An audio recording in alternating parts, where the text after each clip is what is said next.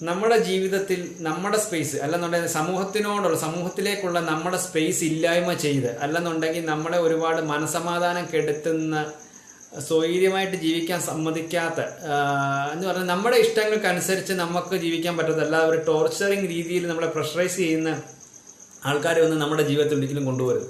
അത് ചതിയുടെ ഇതാണെന്നുണ്ടെങ്കിൽ ഒരിക്കലും കൊണ്ടുവരുത്. കാരണം ചതിക്കുന്ന രീതിയിലുള്ള ആൾക്കാരുടെ മൈൻഡ് നമുക്ക് ചിലപ്പോൾ കൂടെ നിന്നാൽ പോലും അറിയാത്ത ആൾക്കാരുണ്ട്.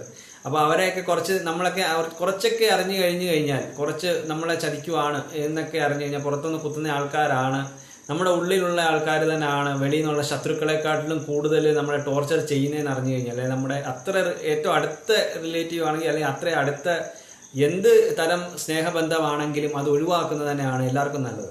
അങ്ങനെയുള്ള ആൾക്കാർ നമ്മുടെ കൂടെ എന്ന് കഴിഞ്ഞാൽ നമ്മുടെ ജീവിതം എന്ന് പറഞ്ഞു കഴിഞ്ഞാൽ ഒരു സ്പീഡ് നമുക്ക് ഒരു 1000 കിലോമീറ്റർ സ്പീഡിൽ പോകേണ്ട ഒരാൾക്ക് 10 കിലോമീറ്റർ സ്പീഡിൽ പോലും പോകാൻ ഒക്കാത്ത